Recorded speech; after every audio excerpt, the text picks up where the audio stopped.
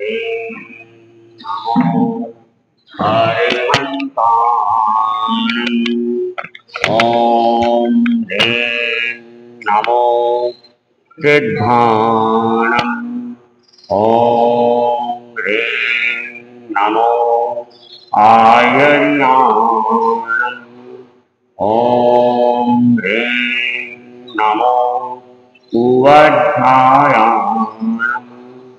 ॐ ह्रीं नमो लोये सत्त्वसाहूणम्। ॐ ह्रीं नमो अरिहन्ताणम्।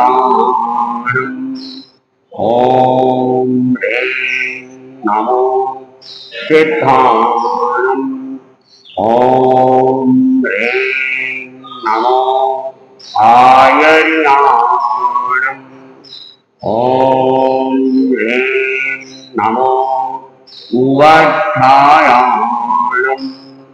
ॐ ह्रीं नमो लोये सत्त्वसाहूणम्। ॐ ह्रीं नमो अरिहन्ताणम्। ॐ ह्रीं नमो सिद्धाणम्। ॐ ह्रीं नमो आयर्याणम्। ॐ ह्रीं नमो उवध्यायाणम्।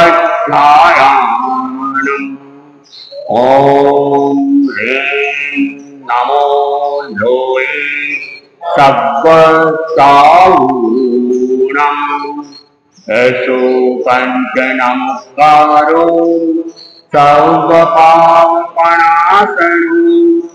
मङ्गलानं च सर्वेशं परमं भवै मङ्गलम्। परमं भवै मङ्गलम्।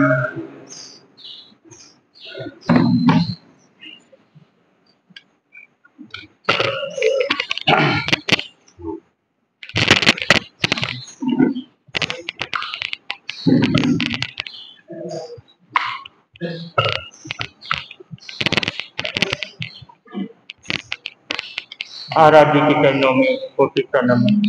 परम पूज्य परम पावन आचार्य प्रवर के चरणों में कोटि नमन। मुनि विष्णु कुमारी स्वामी के चरणों में कोटि नमन। उपस्थित धर्म प्रेमी भाइयों, समता की साधना कर मेरे चेतनिया। समता की साधना कर मेरे चेतनिया। उजली बना दी अपनी आत्मा। उजली बना दी अपनी आत्मा। किसा देश तू आयो है, किसा देश में जाएगा। किसा देश तू आयो है, किसा देश में जाएगा। गुरु बिन साचो पद पुने बतलावे। गुरु बिन साचो पद पुने बतलावे। सपनेरी माया दुनिया जू धन दौलत। सपनेरी माया दुनिया नींद जू धन दौलत। फूटी कोड़ी नहीं सारे साथे। ओ तन मिलियो मकान किरायो जब वे मालिक आवेला। ओ तन मिलियो मकान किरायो जब वे मालिक आवेला। खाली करनी पड़ती आजो करी। कोई नहीं थारो प्यार कोई ना करायो रे। कोई नहीं थारो प्यार कोई ना करायो रे। मिलजुल कर रहना धर्म में जाने दो। दुख में नहीं मुरझानो भाई, सुख में कदे न भूलनो। दुख में कदे न मुरझानो भाई, सुख में कदे न भूलनो। समतारे झूले में नित झूलनो। चाहे कोई निंदा निंदा रहनो अपने आप में। चाहे कोई निंदा निंदा रहनो अपने आप में। हो जाती गत में गेलो चांदनो। हो जाती गत में गेलो चांदनो। दूसरे रे सुख देख चुप दुबलो हो रे भाईरा। दूसरे रे सुख देख चुप दुबलो हो रे भाईरा। कर मारा कल भुगतना पड़ती अकेलो। कर मारा कल भुगतना पड़ती अकेलो। छोड़ दे पराई चिंता देख अपना अवगुण तू। छोड़ दे पराई चिंता देख अपना अवगुण तू। संजय कर जाती तारी नागरी। संजय कर जाती तारी नागरी। समतारे नित साधन तू कर मेरे चेतनिया। समतारी नित साधना तू कर मेरे चेतनिया। उजली बना दे अपनी आत्मा। उजली बना दे अपनी आत्मा। उजली बना दे अपनी आत्मा। द्रौपदी अपने पांच पांडवों के साथ कुंती के साथ वन में वापस वन की ओर बढ़ गई। वो अपनी सहेलियों से मिलती है, सहेलियों से मिलती है, पुनर्जन्म की बातें सब सुनती है। उसका रोम रोम रोम रोम खिल उठता है कि मैंने किस जन्म में कौन से पाप किए जो आज तक मैं अभी तक भुगत रही हूँ। और ऐसे करके उसके मन में वैराग्य की भावना जग जाती। अब पांडवों को और द्रौपदी कुंती को तो दक्षिण दिशा की ओर समुद्र किनारे जाना था और वो अभी उत्तर दिशा में अपनी सहेलियों से मिलकर उस तरफ प्रस्थान कर जाते हैं, दक्षिण की तरफ। एक दिन रात को एक पेड़ के नीचे सब विश्राम करते रहते हैं। द्रौपदी भी वहां पे बैठी चिंतन करती रहती है कि अब मुझे अपने को साधना करनी है, मुझे अपने मंजिल तक पाना है। और जिस जन्म में मैंने पाप किए थे उसका प्रायश्चित करना। मैंने कितने जन्मों से मैंने अपना प्रायश्चित नहीं किया। कम से कम इस जन्म में अपना प्रायश्चित करके मैं अपने आत्मा को उज्जवल बनाऊं। अब ये उसके मन में विचार चलता रहता। रात का समय, सब गहरी नींद में सो रहे हैं और द्रौपदी अपनी चिंतन में डूबी हुई थी।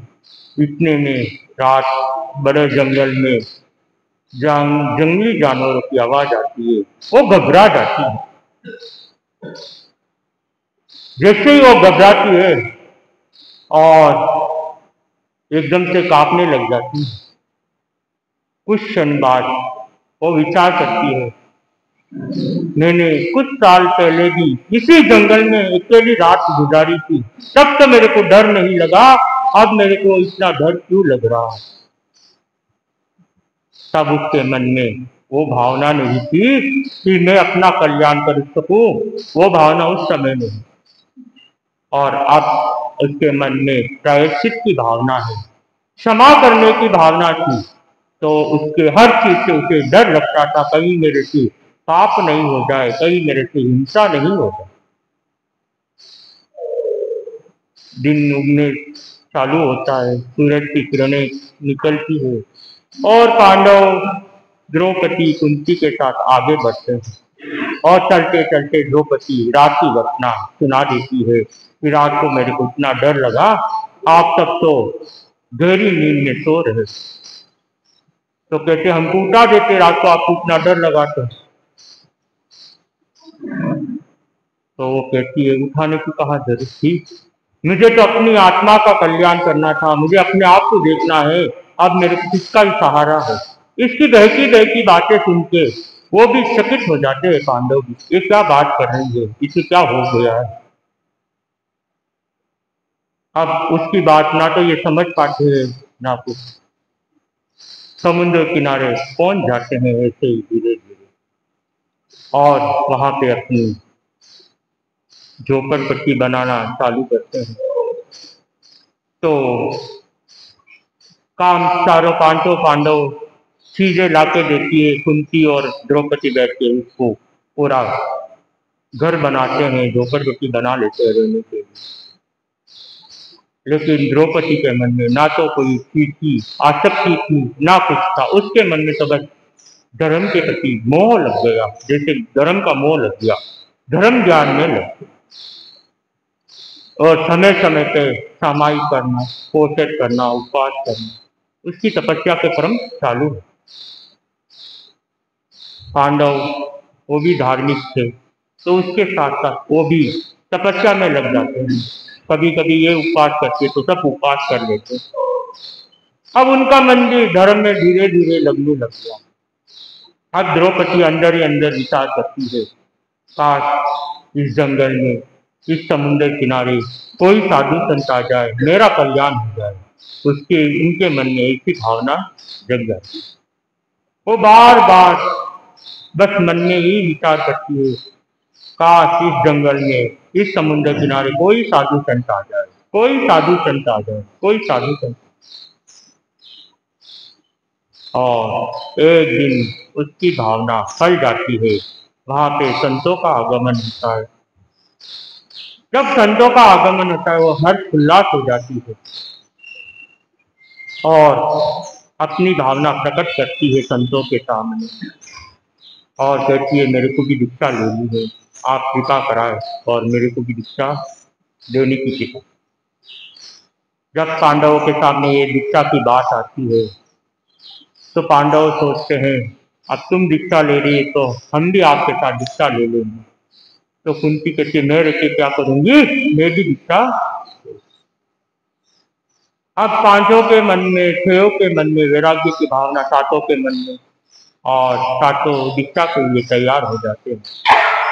और द्रौपदी का बेटा वहां पे हस्तिनापुर में राज्य संभाल रहा था, तो उसका समाचार वहां भेजा जाता है कि वहां के राजपाट आप पूरा अब तुम संभाल लो, हम यहाँ दीक्षित होने जा रहे।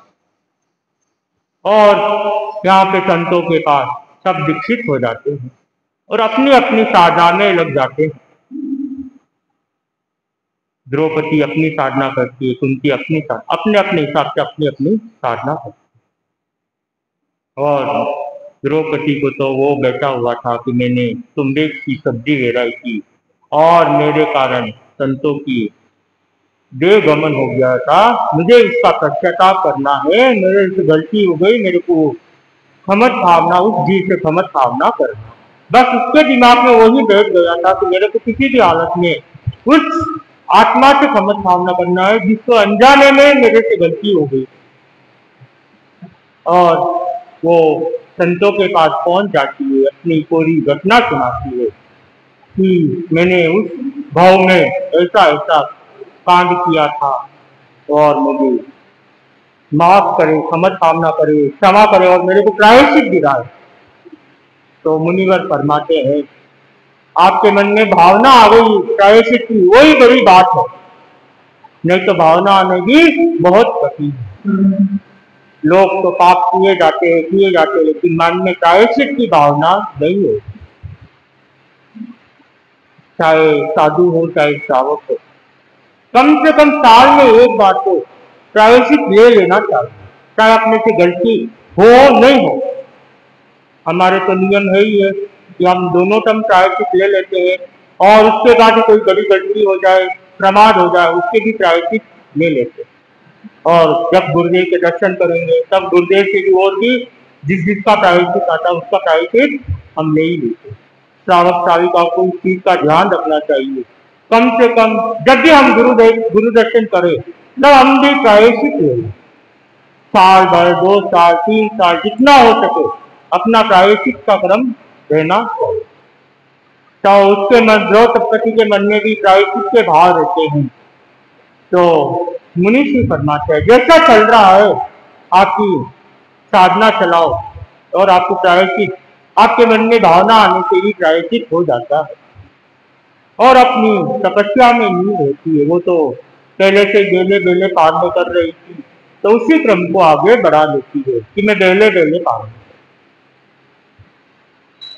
और साथ में रहने से कभी कभी पांडवों से भी मिलना हो जाता था, तो द्रौपदी को समझाया जाता है कि आप बेले बेले पार में क्यों कर रही हो, एकांतर कर लो।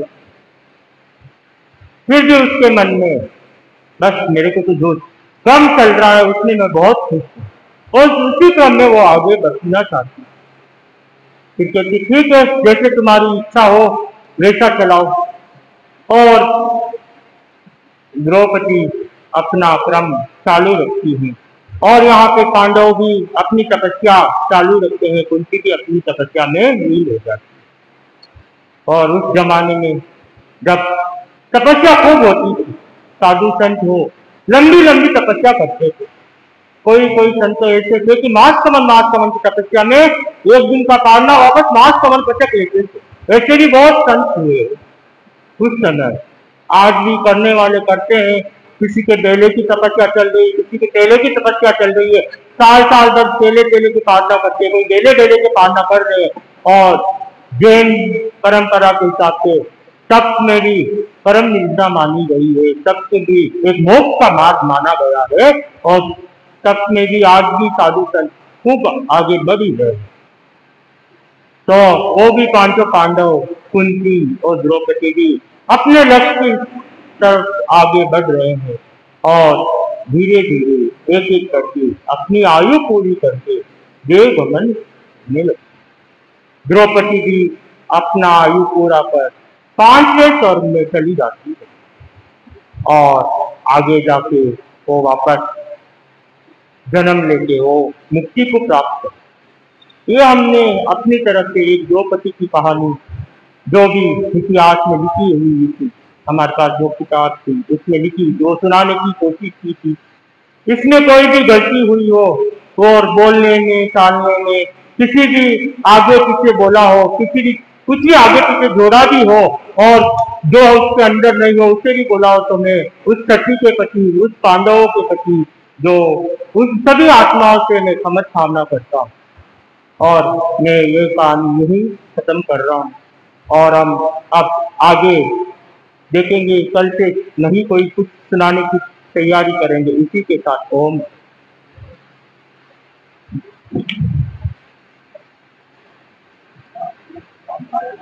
कौन सी लानी है?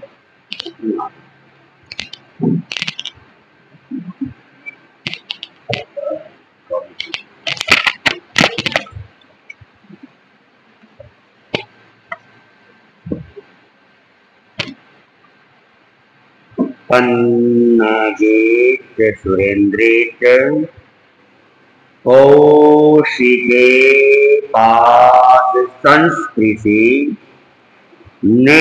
निर्विशेष मनस्काय श्री वीरस्वामिने नमः। वीतराग पुरुष भगवान महावीर को सबकी वंदना। वीतरागता के महान साधक, महातपस्वी, युग प्रधान आचार्य श्री महास्वामी को सबकी वंदना। मुनि मोक्ष कुमार जी उपस्थित श्रावक।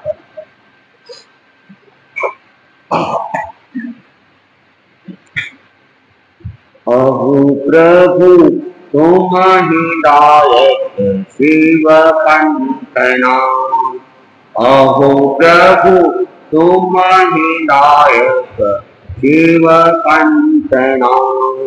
अहो प्रभु अजित दिनेश्वर आप जाऊं जान हमें हो। अहो प्रभु अशरण शरण तू ही सही। नेतन सफल कलेश हो। अहो प्रभु तुम ही दायक शिव कंठना। अहो प्रभु उपसमरस वरी आपरी। वाणी तरस विशाल हो। अहो प्रभु मुगति सरणी मनोहर। सुनिया मिटे ब्रह्म जान हो। अहो प्रभु तुम ही दायक शिव कंठना। अहो प्रभु उभय बंधने आप आज्ञा। राज देश विकराल हो। अहो प्रभु हेतु नरक निगोदना। राजा मूरख पाल हो। अहो प्रभु तुम ही दायक शिव कंठना। अहो प्रभु रमणी राख सणीप विषदे मोह जाल हो। अहो प्रभु काम भोग दास्या दीन दयाल हो। अहो प्रभु तुम ही दायक शिव कंठना। अहो प्रभु विविध उपदेश देकर चेताया नर नारी हो। अहो प्रभु सिंधु को तू ही सही। तू ही जगत आधार हो। अहो प्रभु तुम ही दायक शिव। अहो प्रभु शरण आयो तुझ साईबा। बस रया ही आमार हो। अहो प्रभु आगम वर्ण अंगीकर रयो ज्ञान तुझ हो। अहो प्रभु तुम ही दायक। अहो प्रभु संबत उगली से भाद्रवे दसवीं आदितवार हो। अहो प्रभु आप गुण गाव्याम वर्त्या दे जयकार हो। अहो प्रभु तुम ही दायक शिव कंठना। अहो प्रभु तुम ही दायक शिव कंठना।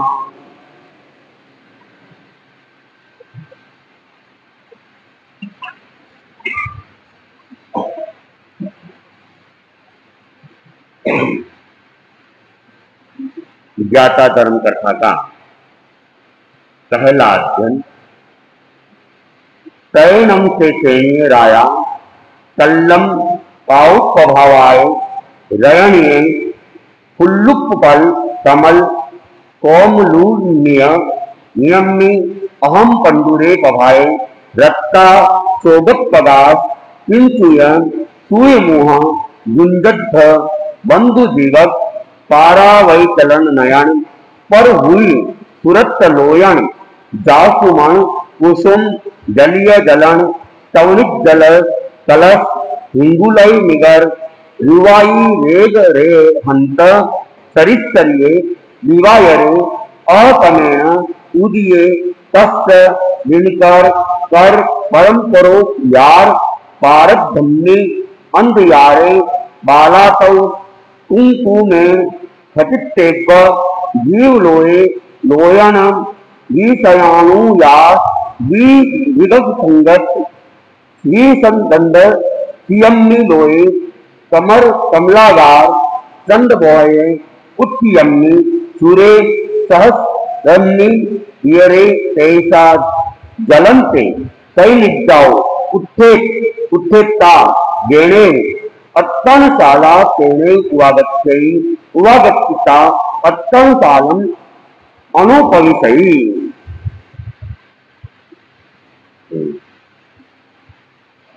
तो महारानी धारिणी उन्होंने सम्राट सैनिक से अपने महास्वप्न का फल जाना, प्रसन्नचित हुई, हृष्ट पुष्ट वाली मन वाली हुई और वह अपने शयन कक्ष में चली जाती है और वहां जाकर वह धर्म जागरिका के अंदर लग जाती है। और इधर राजा सैनिक वह भी उस स्वप्न के ऊपर चिंतन मनन करता है और वह भी उस चिंतन मनन के साथ अपने आप को प्रसन्न अनुभव करने लगता है। उसके बाद सैनिक राजा उषा काल में वो पटने पर और रात्रि के निर्मल होने पर प्रफुल्लित उत्पल और अर्ध विकसित कोमल कमल वाले पित आभा वाले अरुणिम प्रभात में लाल अशोक की दिखती पलाश तोते के मुख गुंजार दोपहरिया फूल कबूतर के चरण और नयन कोकिल के रक्तिमलोच जवा कुसुम प्रज्वलित अग्नि स्वर्ण कलश और हिंगुल राशि के रूप से भी अधिक शोभायमान श्री संपन्न दिवाकर क्रमशः उदित हुआ। उस दिनकर के रश्मि जाल के अवतरण से अंधकार निरस्त हुआ। समुच्चा जीव लोक बाल आतप रूपी कुमकुम की रेखा से खचित सा हो गया। नेत्रों द्वारा दृश्य पदार्थ उत्तरोत्तर स्पष्ट दिखाई देने लगे। जलाशयगत नलिनी वन के उद्बोधक सहस्त्र रश्मि दिनकर सूर्य के उत्थित तेज से देदीप्यमान होने पर राजा सैनिक सैन्य से उड़ता है। उठ करके वह अट्टनशाला थी वहां आया, वहां आकर अट्टनशाला के अंदर प्रवेश किया। अब राजा सैनिक वह भी प्रफुल्लित मन वाला था और वह भी उस स्वप्न के बारे में पुनः पुनः चिंतन कर रहा है। और चिंतन करने के बाद जब प्रातः काल होने लगता है वो फटनी चालू हो जाती है, रात्रि निर्मल होना चालू होती है, यानी कि अंधकार जैसे जैसे समाप्त होने लग जाता है। कहा जाता है कि सूर्य उदय तो बाद में होता है, वो पहले ही फट जाती है। तो सूर्योदय से लगभग 20 मिनट पहले करीब करीब प्रकाश हो जाता है और उस समय का जो वो नजारा है वो नजारा अपने आप में विशिष्ट होता है और उसकी अनेक विशेषताएं आगमकार ने यहाँ पर प्रस्तुत की है। तो उस समय वो फटने के साथ सम्राट सैनिक अपने सैन्य स्थान से उठता है और प्रसन्न मन वह कहाँ जाता है, अट्टनशाला में जाता है। उस नगर के अंदर एक शाला थी जिसको व्यायामशाला भी कहते हैं। तो सम्राट सैनिक उस अट्टनशाला में प्रवेश कर जाते हैं। कहा जाता है कि उज्जैनी नगरी के अंदर एक मल्ल था जिसका नाम था अट्टन और वह मल्लों का सरदार था। तो उसी के नाम पर इस व्यायामशाला का नाम अट्टनशाला रखी गई है। और जैन शास्त्रों के अंदर अट्टन मल की एक कथा भी आया करती है। उज्जैनी नगरी का राजा था दीपशत्रु, जिसको कि मल्ल प्रिय थे और उसने मल्लशाला खुलवा रखी थी। जिसमें अनेक अनेक मल्ल रहते थे, और उन मल्लों का जो सरदार था, मुखिया था, वह था अट्टन मल्ल। और पास में चौपारक नगर था। उस चौपारक नगर का राजा था सिंहगिरी। वह भी अपने राज्य के अंदर अनेक मल्लों को पालता था। वहां भी मल्लशाला थी, और यहां तक कि वह प्रतिवर्ष मल्ल महोत्सव का आयोजन करता था। और जो कोई उस मल्ल महोत्सव के अंदर जीत जाता, उसको वह सोने चांदी का पुरस्कार देता था, और साथ में एक विजय पताका देता था, जो कि उसके विजय होने की पहचान थी और विजय होने का गौरव भी था। तो चौपारक नगर के राज्य के अंदर सिंहगिरी के प्रतिवर्ष मल्ल महोत्सव में यह अट्टन मल्ल आता, और वह विजय पताका और पुरस्कार प्राप्त करके चला जाता। हमेशा अनेक अनेक वर्षों तक वही जीतता गया। एक दिन राजा सिंहगिरी ने चिंतन किया कि मेरे राज्य में मल्ल महोत्सव होता है, और मेरे राज्य का कोई मल्ल विजयी पताका प्राप्त नहीं कर पा रहा है। ये तो मेरे लिए गौरवहीनता की बात है। मुझे कुछ करना चाहिए ताकि मेरे राज्य का गौरव बढ़े। तो राजा सिंहगिरी इसी चिंतन में लगा हुआ था, और एक कुशल मल्ल की खोज में लगा हुआ था। एक दिन वह समुद्र किनारे घूम रहा था, तो वहां एक मछुआरे को देखा। मछुआरा काफी हृष्ट पुष्ट शरीर वाला था। राजा ने सोचा, अगर ये मछुआरा मल्ल बन जाए तो इसको हराना आसान नहीं होगा। तो वह राजा उस मछुआरे के पास में पहुंच गया और उसको मल्ल बनने के लिए पूछा। तो वह मल्ल बनने के लिए तैयार हो गया। तो राजा उसे अपनी मल्लशाला में ले आते हैं, और उसको अब दही, दूध, घी वगैरह खिला के और ज्यादा हृष्ट पुष्ट और शक्तिशाली बनाते हैं। निरंतर उसको व्यायाम वगैरह करवाते हैं, और मल्ल विद्या के दांव पेच भी सिखाते हैं। साल भर के अंदर वह मछुआरा एक कुशल मल्ल बन जाता है, और उस मल्ल का नाम रखते हैं मत्स्य मल्ल।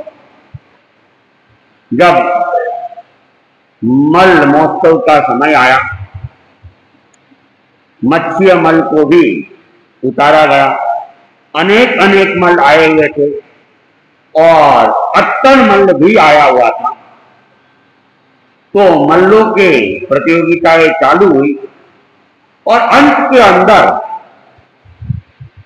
अट्टन मल्ल और मत्स्य मल्ल ये फाइनल राउंड के अंदर आ गए।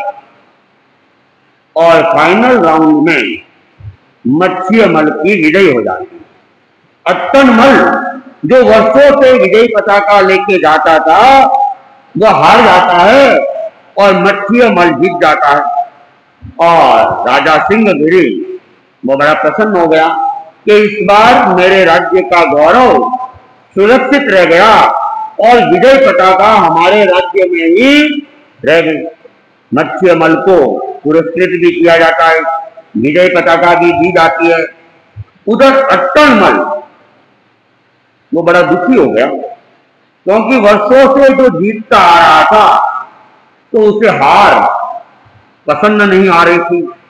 मन में बड़ा दुखी हुआ, और वह जब अपने राज्य में वापस जा रहा था, तो मन में दुख था, और एक ही चिंतन था कि ये तो ठीक नहीं हुआ। और वो सोचने लगा, अब मेरी उम्र आ गई है, मैं बूढ़ा हो गया हूं, अब मुझे अपने उत्तराधिकारी के रूप में किसी युवा मल्ल को तैयार करना चाहिए जो कि मेरे गौरव को सुरक्षित रख सके। इस चिंतन के साथ में जब वो अपने राज्य में वापिस जा रहा था, रास्ते के अंदर सौराष्ट्र का एक गांव, वहां पे उसने एक खेत के अंदर एक किसान को देखा। वह किसान अपने खेत में जा रहा था, हाथ में हल था और दूसरे हाथ में खलिया था। उसको लेके वह खेत की तरफ आगे बढ़ रहा था और अत्तन की नजर उस पे पड़ती है और अत्तन ने देखा ये व्यक्ति योग्य लग रहा है, अगर ये मल्ल बन जाए तो हो सकता है मेरे गौरव को सुरक्षित रख ले। वह उसके निकट आया और निकट आके उससे बात की और उसको पूछा, भाई तुम मल्ल बन सकते हो क्या? तो वह किसान, उसने हाँ बोला कि आप मुझे मल्ल बना सकते हो, मैं मल्ल बन जाऊंगा। तो अत्तन मन ने फिर क्या किया, उसकी पत्नी को कुछ धन वगैरह दे दिया, उसके रहने की व्यवस्था सारी करके उसको अपने राज्य में लेकर आ गया और उसको भी वह अच्छे से दूध दही घी वगैरह खिला के पुष्ट करता जा रहा था।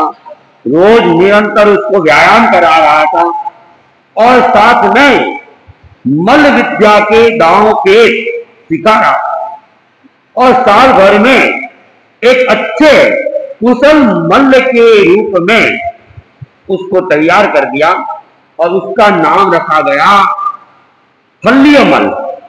उसके हाथ में हल और फल्य था, तो उस फल्य के आधार पे उसका नाम रखा फल्य मल्ल।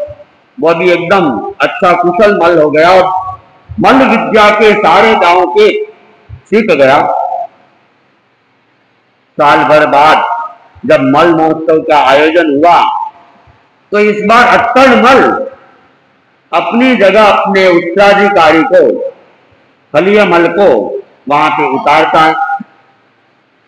मल्ल महोत्सव में मल्ल युद्ध चलते रहे और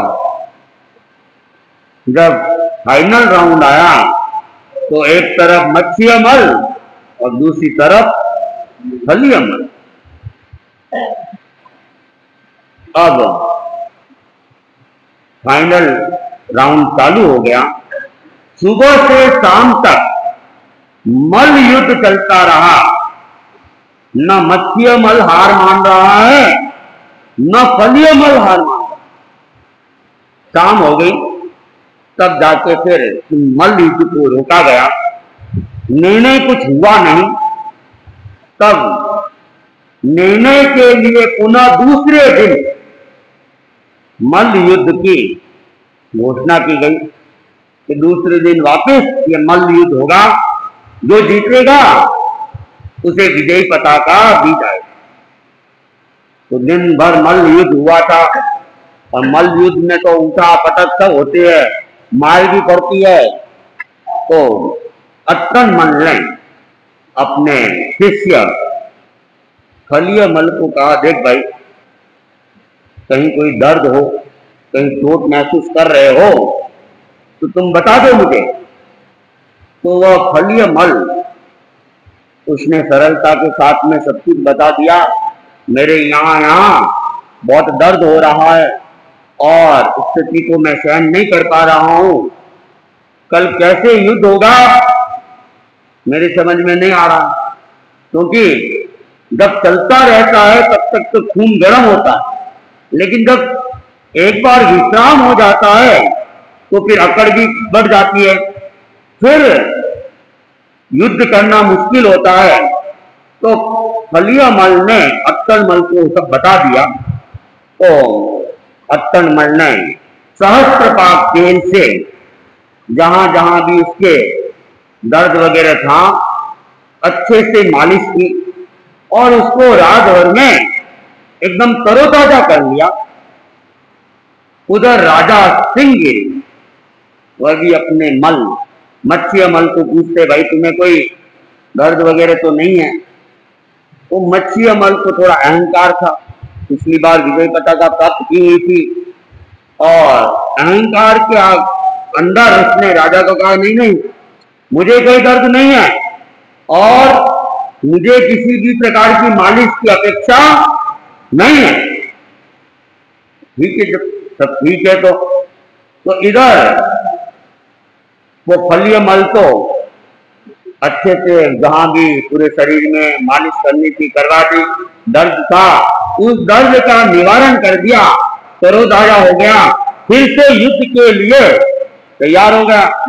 और वो मत्स्य मल, उसने कोई मालिश वगैरह कराई नहीं, और वो दर्द था, वो दर्द सारा जम गया।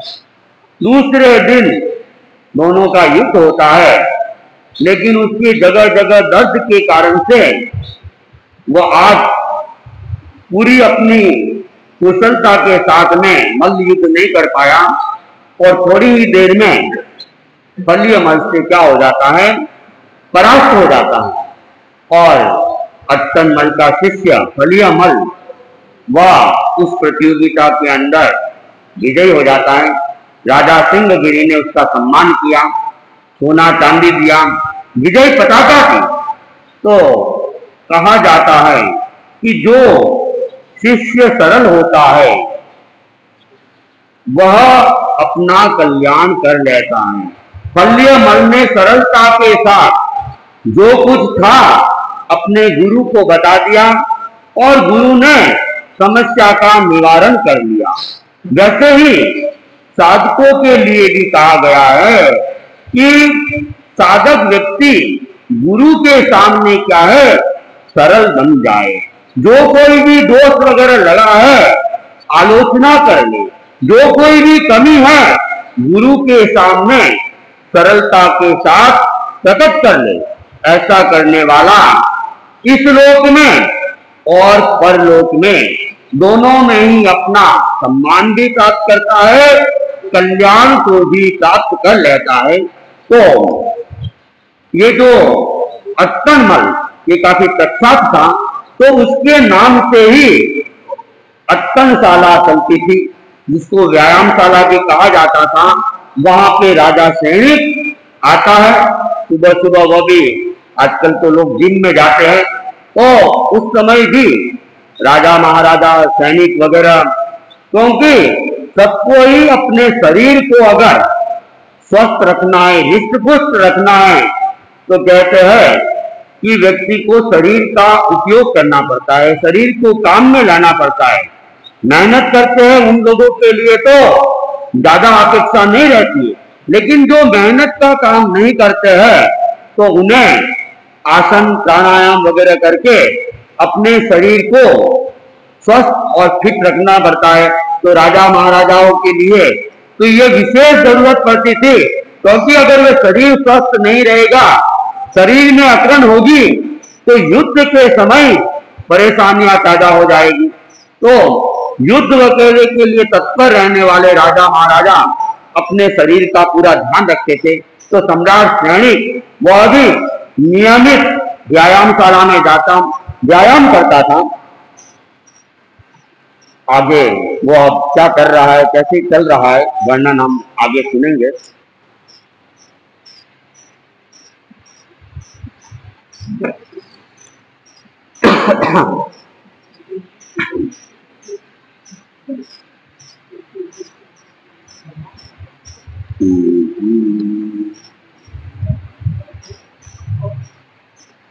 दनद कुमार का वर्णन चल रहा है, और वो पुजारी जिसने वो देवी का पत्र लेके आया हुआ था, चिट्ठी लेके आया हुआ था, और देवी का निर्देश था कि इसे 1000 रुपये में बेचना है।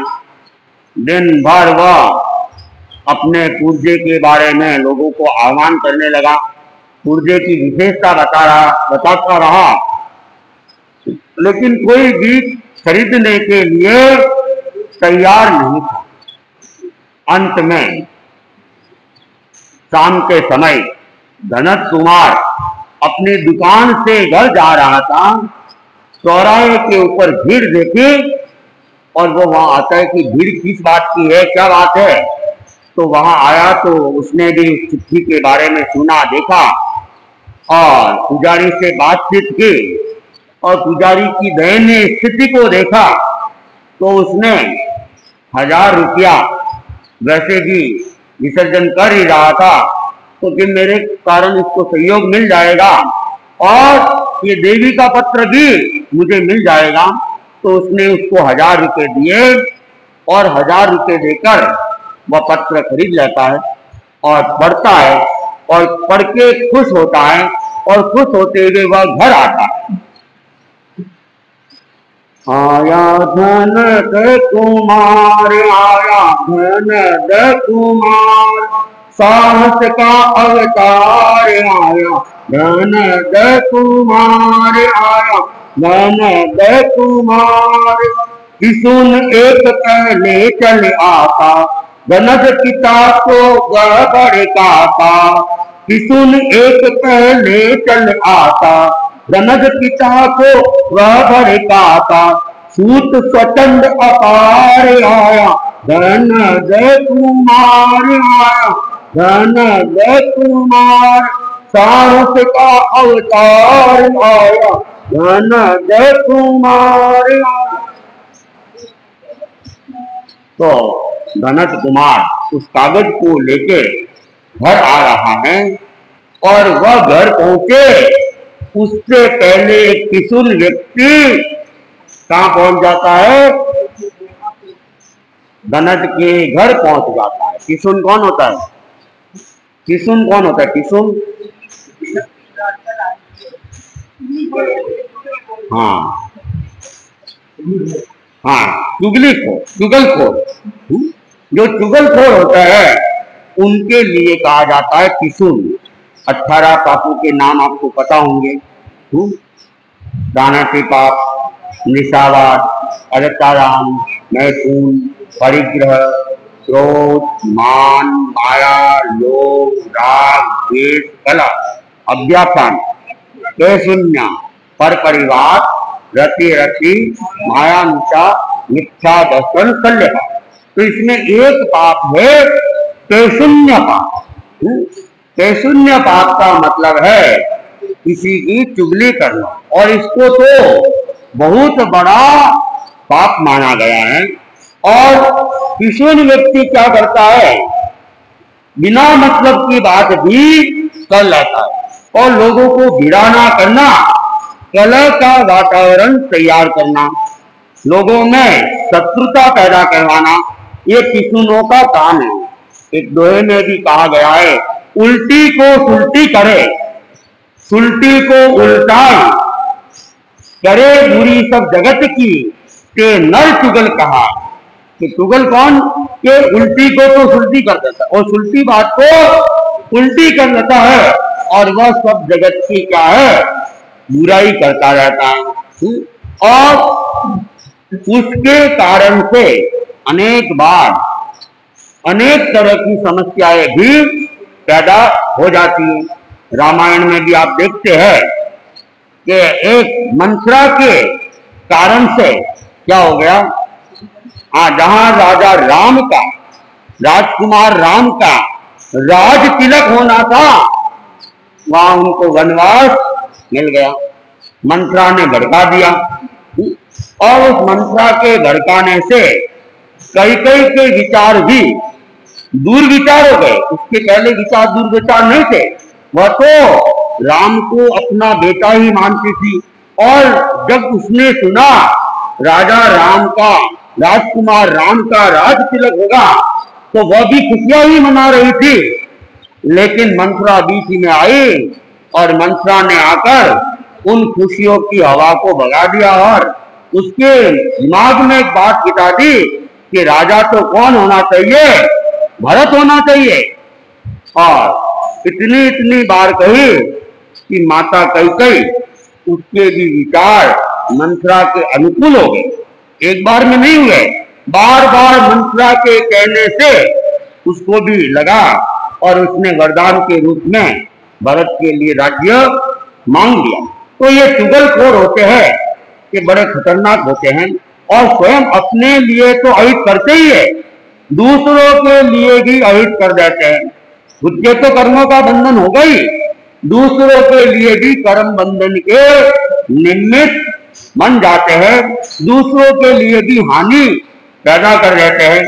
एक कहानी भी आया करती है, एक राजा था और उस राजा के दरबार के अंदर रोज एक पंडित आता और पंडित आकर के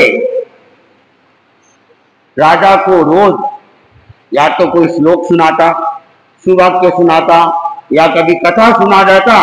जैसा समय होता राजा को उद्बोधन दे देता और राजा उस पंडित को खुश होकर एक रुपया देते थे, एक चिट्ठी देते थे और जिसमें एक मोहर का आदेश होता था, एक सोने की मोहर। और वो चिट्ठी लेके पंडित खजांची के पास, कोषाध्यक्ष के पास चला जाता, भंडार में जाता और भंडार से एक सोने का सिक्का प्राप्त कर लेता। रोज का एक क्रम था, तो रोज ही वो चिट्ठी लेके जाता और एक सोने की सिक्का प्राप्त कर लेता। ये बात राजा के नाई को सुहा की नहीं। वो नाई सोचता था मैं भी रोज जाता हूं राजा के पास, रोज राजा के हजामत करता हूं, मालिश करता हूं और उसके बाद राजा मुझे कुछ पैसे देते हैं और ये आता है थोड़ी सी देर मुख से बोलता है, कोई ज्यादा मेहनत भी नहीं करता है और इसको राजा सोने की मोहर देते हैं। तो उसको भी ईर्ष्या हो गई। तो उसने एक दिन वो नाई के घर गया हुआ था, तो नाई की हजामत कर रहा था, तो उसने नाई को कहा कि आप तो मुझे आज क्या करो, राजा के द्वारा जो मोहर प्राप्त होती है वो मोहर मुझे दे दो। पंडित ने कहा तुम्हें हजामत के जितने पैसे लेने हैं ले लो, मोहर तो मैं नहीं दूंगा। ये बात नाई को बड़ी बुरी लगी। नाई ने देखा पंडित जी को सबक तो सिखाना पड़ेगा, बदला लाना पड़ेगा, मुझे मना कर दिया। और कहते नाई नाई होते हैं, बड़े चतुर होते हैं। पुराने जमाने में जब रिश्ते करवाने होते थे तो नाइयों को भेजा जाता था।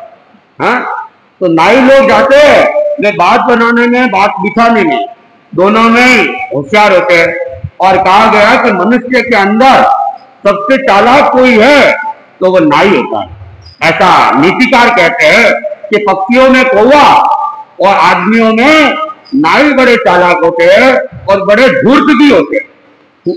तो वो नाई ने भी देखा मुझे अवसर की खोज है और इसको, तो नाई भी बार बार मिलता रहता था पंडित जी से। तो एक दिन पंडित जी को कहा पंडित जी एक बात मेरी सुनो, कि क्या कि आप राजा के सामने जाते हो, राजा को कथा सुनाते हो, उद्बोधन देते हो, एक बात का ध्यान रखो कि राजा का कोई भरोसा नहीं होता, राजा कब कुपित हो जाए। इसलिए आप जब सुनाने जाते हो तो हाथ में रुमाल वगैरह रखा करो, कपड़े रखा करो, ताकि आपके बोलते वक्त थूक राजा के ऊपर नहीं उछले। नहीं तो कभी थूक उछल गया, राजा कुपित हो गया तो राजा आपको दंड दे देगा। पंडित जी को बात उचित लगी कि बात तो एकदम ठीक ही है। और अनेक व्यक्तियों की यह होता है कि उनके बोलने पर थूक उछलता है, सबके जरूरी नहीं है, लेकिन अनेक व्यक्ति बोलते हैं तो थूक उछलता है। और वो जब एकदम नजदीक आके बोलते हैं तो थूक हमारे ऊपर भी कई बार आ जाता है। तो नाई की बात पंडित जी के समझ में आई, उचित बात किसी की भी हो मान लेनी चाहिए। तो पंडित जी को लगा कि ये बात तो ठीक है। और पंडित जी ने क्या किया, तब से रोज कपड़ा लेके राजा के पास में जाते थे, कपड़ा आगे रखते थे। हैं? और अपनी तो वैसे भी परंपरा की खुले मुंह नहीं बोलना चाहिए, हाथ पे या तो रखो या रुमाल रखो या मोमबत्ती रखो। तो नाई ने देख लिया कि मेरी बात इसने स्वीकार तो कर ली है और कपड़ा तो रखता है।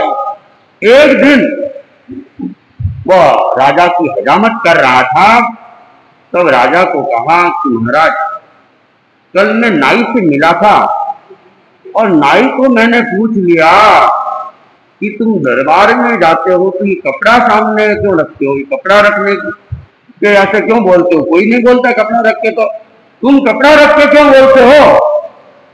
तो नाई ने मुझे जो जवाब दिया मुझे बहुत बुरा लगा। कि क्या हुआ, क्या कहा उसने? कि नाई कहता है कि मुझे तो राजा के शरीर में बड़ी दुर्गंध आती है। अब जाना तो हाँ वो पंडित ने कहा कि मुझे राजा के शरीर में क्या आती है, दुर्गंध आती है, इसलिए मैं नाक और मुंह के सामने कपड़ा रखता हूं। और राजा ने ये सुना तो राजा तो एकदम आग बबूला गया, उससे एकदम तेज आ गया।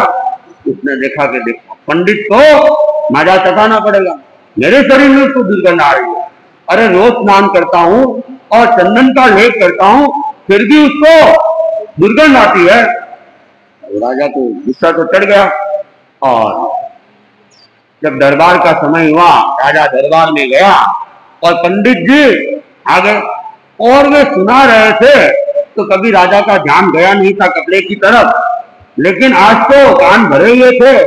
तो जैसे ही वो सुनाने लगा और पंडित जी के हाथ में कपड़ा देखा तो राजा ने कहा नाई ने जो कहा है वो बिल्कुल ठीक, ये कपड़ा रखता है, इसको मेरे शरीर में दुर्गंध आ रही है। ठीक है, तो पंडित जी ने जो सुनाना था सुना लिया और राजा रुपका तो लिखा ही था, तो राजा ने रुपका लिख लिया, एक सोने की मोहर, और नीचे लिख लिया कि चिट्ठी लेके आने वाले की नाक काट दी जाए। हाँ, सोने का सिक्का तो रोज देता था, आज भी दे दिया, लेकिन साथ साथ में खजांची को कह दिया चिट्ठी वाले की नाक काट दे। अब वो चिट्ठी वो रोज पढ़ता तो था ही नहीं, उसको पता है एक सोने की सिक्का लिखा हुआ है और खजांची उसको पढ़ के दे देगा, तो वो कभी चिट्ठी को देखता नहीं था। तो उसने चिट्ठी को मोड़ा और जेब में डाल दिया और वह जा रहा था वहां पे भंडार में। रास्ते में कौन मिल गया? वो नाई मिल गया। और नाई क्या कई बार उससे मांगता रहा, जब भी आता जब भी मिलता, राजा की एक मोहर मुझे दे दो, राजा की एक मोहर मुझे दे दो। लेकिन वो पंडित जी कहते तुम पैसे ले लो, लेकिन राजा के द्वारा जो मुझे पुरस्कार मिला हुआ है वो मेरे से मत मांगो। तो आज भी क्या है, नाई मिल गया रास्ते में, तो पूछा कहाँ जा रहे पंडित जी? कि भंडार में जा रहा हूँ, मोहर लेने के लिए जा रहा हूँ। तो नाई ने कहा एक दिन तो कृपा कर दो, एक मोहर तो मुझे दे दो। तो आज पता नहीं पंडित जी के विचार, जब आदमी का भाग्य ठीक होता है तो विचार बदल जाते हैं। तो रोज तो वो मना कर देते तुम पैसे ले लो, लेकिन आज उसने कहा ले तुम आज ये चिट्ठी ले, तो तुम मोहर ले लेना, मेरी जगह तुम चिट्ठी ले लेना। तो वो चिट्ठी लेके कहाँ जाता है? भंडार में चला जाता है। कोषाध्यक्ष को चिट्ठी दे देता है और कोषाध्यक्ष उस नाई को अंदर ले जाते हैं और सोने की मोहर देते हैं और वहां खजांची के आदमी से उनको बुला लेते हैं, चूरा लेके, और कहा कि इसकी नाक काट दो। पकड़ लिया उसको और उसने कहा क्या कर रहे हो? ये राजा ने कहा नाक काट, ये चिट्ठी मेरी नहीं है। तो सिक्का लिया तब तो बोले नहीं कि मेरी नहीं, इसमें एक सिक्के का कहा हुआ है, नीचे लिखा चिट्ठी लेके आए तो उसकी नाक काटनी है। अब चिट्ठी किसके नाम की, इसमें तो कुछ लिखा हुआ नहीं है, तुमने चिट्ठी लेके आए हो और तुमने सोने की मोहर ली है तो नाक भी तुम्हारी ही कटेगी। और तो नाई तो रोकने के लिए खूब कह रहा था, चिल्ला रहा था, लेकिन खजांची के आदमियों ने नाई की नाक काट दी। कहा गया है कि भले भलाई बुरे बुराई कर देखो रे भाई, चिट्ठी मिलनी ब्राह्मण को और नाई नाक कटाई। चिट्ठी तो किसको दी थी? ब्राह्मण को दी थी, लेकिन नाक किसकी कटी? नाई। क्योंकि बुरा कौन कर रहा था? नाई कर रहा था। वो बेचारा तो कुछ कर ही नहीं रहा था, लेकिन ये उसके इधर उधर चुगली कर रहा था और इसकी बुराई करने की कोशिश की और बुराई किसकी हो गई? खुद नाई की हो गई। तो घटना तो आगे है वैसे कि फिर बाद में राजा को पता चल जाता है, क्योंकि वो दूसरे दिन जाता तो उसकी नाक तो सुरक्षित। तो पूछ लिया, भाई तुमने कल वाली वो चिट्ठी लेके गए नहीं थे क्या? कि गया था ना। नहीं, कल नहीं गया था। कि क्यों? कि बार बार नाई मेरे से मोहर मांग रहा था, मोहर मांग रहा था।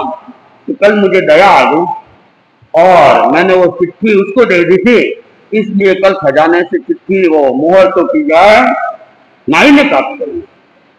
तो कि नाई के साथ तुम्हारी मित्रता है क्या? कि मित्रता जैसा तो कुछ नहीं, लेकिन हजामत करने के लिए आता रहता है, बातचीत होती रहती है। कि तुमने नाई को क्या कहा था? मैंने तो कुछ नहीं कहा। तो कि नहीं, तुमने ये भी तो कहा था कि राजा के शरीर से दुर्गंध आती है, इसलिए मैं कपड़ा रखता हूं। वो पंडित समझदार था, बुद्धिमान था, उसने कहा ये क्या बात हो गई? तो उसने कहा, राजन, ये कपड़े रखने की बात तो मुझे नाई नहीं बताई थी। कि क्या बताई थी? नाई ने मुझे कहा था कि तुम राजा के सामने जाते हो, राजे को उद्बोध देते हो, तो कहीं थूक राजा के ऊपर नहीं उछले, इसलिए तुम क्या करो, राजा के सामने जाओ तो कपड़ा रख लिया करो। और उसकी बात उचित भी लगी मुझे, तो मैं कपड़ा रखता हूं। कि कपड़ा इसलिए रखते हो तुम्हें मेरे शरीर में? कि नहीं नहीं महाराज, दुर्गंध का आपके शरीर से तो सुगंध फूटती रहती है, आपके शरीर में दुर्गंध की तो कोई बात ही नहीं है। तब राजा समझ गया कि ये कपड़ा तो रखना किसने सिखाया? नाई ने सिखाया। और उल्टा मुझे क्या कह रहा है कि वो कहता है कि दुर्गंध आए। तो नाई को बुलाया गया, तो नाई आ नहीं रहा था। राजा ने सैनिकों को भेजा, तो नाई आया तो नाई की तो नाक कटी हुई थी। राजा समझ गया कि भाई इसने वो सिक्का लेने गया और नाई की नाक भी साथ साथ में कट गई। तो जिसने बुरा किया उसका बुरा तो अपने आप ही हो गया। तो कहते हैं कि सुन लो, ये क्या झगड़ा लगाना, किसी का बुरा करना, इसमें चूकते नहीं है। और यहां तक कह दिया शास्त्रकारों ने कि इतना होने के बाद नाक भी कट जाती है, फिर भी कहते हैं चुगलखोर अपनी आदतों से बाज नहीं आते हैं। और किसी ने ठीक ही कहा है, निशाना चुके चोट का, नजर बाज की चूके।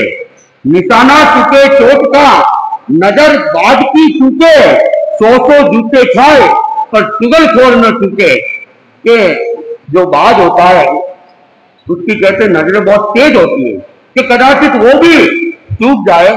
कोई निशानेबाज होता है जिसका निशाना कभी नहीं छूटता है, वो भी कदाचित चूक जाए। लेकिन ये चुगलखोर 100 जूते खाने के बाद भी अपनी आदत से बाज नहीं आते हैं। तो दनत कुमार के घर पर भी एक ऐसा ही चुगलखोर पहुंच जाता है और उसने जाके उसके बाप को भड़का दिया कि ये क्या आपने अपने बेटे को इतना छटन कर दिया है, इस तरह धन को लुटा रहा है, एक छोटा सा कागज का टुकड़ा, और उसने 1000 रुपये दे दिए। 1000 रुपये कोई कम होते हैं क्या? अब वो बेचारा उसका बाप वो तो पहले से ही धनत से नाराज था, क्योंकि धनत क्या करता था, अर्जन के साथ विसर्जन किया करता था। तो विसर्जन की आदत से उसका बाप पहले ही नाराज था। अनेक अनेक बार उसको समझाया था संग्रह करने के लिए, लेकिन वो मान नहीं रहा था। और आज जब उसने सुन लिया कि एक छोटे से कागज के लिए 1000 रुपये दे दिए, तो अब तो वो धनत के पिता का जो दिमाग एकदम गर्म हो गया, गुस्से में आ गया कि आने दो धनत, तो आज तो मैं उसको पूरा सबक सिखा के ही रहूंगा। तो वो चुगलखोर वो उसके पिता को भड़का देता है और भड़का कर वो तो चला जाता है। इधर धनत कुमार घर पहुंचता है और जैसे ही आया उसके पिता ने कुछ भी नहीं पूछा और सीधे ही उसके ऊपर चिल्लाने लग गए। पिता का चरिता पारा पिता का चढ़ता पारा हो,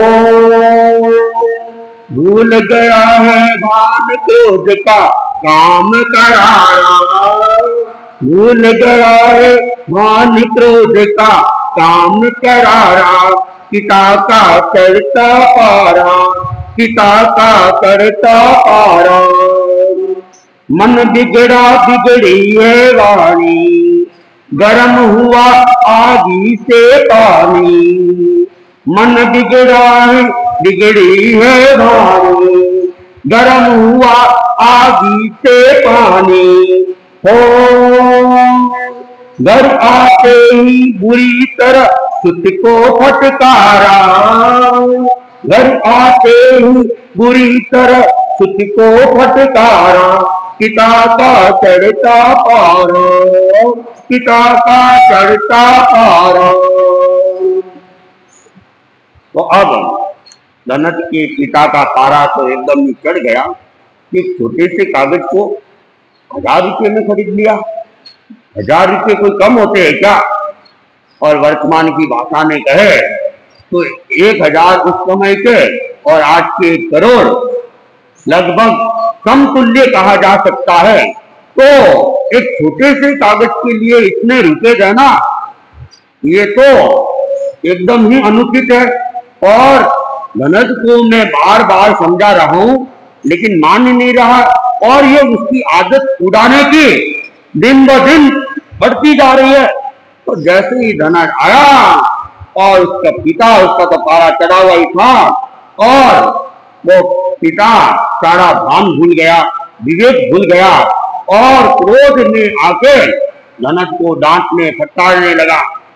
और जब आदमी के कहते हैं क्रोध छा जाता है, तब उसे कोई भी भान नहीं रहता है, वो क्या कर रहा है, क्या बोल रहा है, कुछ भी उसके दिमाग में नहीं रहता है। तो मन तो पिता का बिगड़ा हुआ ही था, और वाणी भी बिगड़ गई, और अनसन अपशब्द वह धनज को बोलते ही जा रहा था, और फटकारते ही वह जा रहा था, और बुरी तरह से उसको डांट लिया, फटकार लिया। लेकिन धनज कुमार संस्कारों से भरा हुआ था, विनयी था, उसने पिता की वाणी को अन्यथा नहीं ली, और ईंट का जवाब पत्थर से नहीं दिया। और पिता बोलता गया, वह सुनता, बड़ी विनम्रता के साथ में हाथ जोड़ के सुनता गया, लेकिन वापस उसको पिता को कोई जवाब नहीं दिया, न कोई बात का स्पष्टीकरण किया। शांत स्वभाव से वह पिता की बात को सुनता जा रहा है, पिता सुनाते ही जा रहा। कोई दूसरा व्यक्ति होता तो 1 के बदले 10 भी सुना देते। और आदमी क्रोध के सामने वाले का भी क्रोध उतना ही तीव्र हो जाता है। और जब क्रोध तीव्र होता है तो फिर ये नहीं देखा जाता है कि माँ है या पिता है या भाई है, कोई नहीं देखता है। और क्रोध में एक बच्चा भी अपने बाप के साथ दुर्व्यवहार कर लेता है। लेकिन धनज कुमार वह बड़ा विनम्र था, शांत स्वभावी था, उसने आवेश नहीं किया, क्रोध नहीं किया, और ये भी नहीं कहा कि आप पहले बात को सुनो, बात को समझो, कुछ भी नहीं, बस केवल सुनता जा रहा था, मौन भाव से सुनता जा रहा था। अब हम क्रोध के आवेश के अंदर धनज के पिता उसे डांट रहे, फटकार रहे, और फटकारने के साथ अभी और क्या क्या उसके साथ में करेंगे, इसका वर्णन हम आगे सुनेंगे। आज का 1 दिवसीय त्याग, आज कोफ्ता खाने के त्याग है।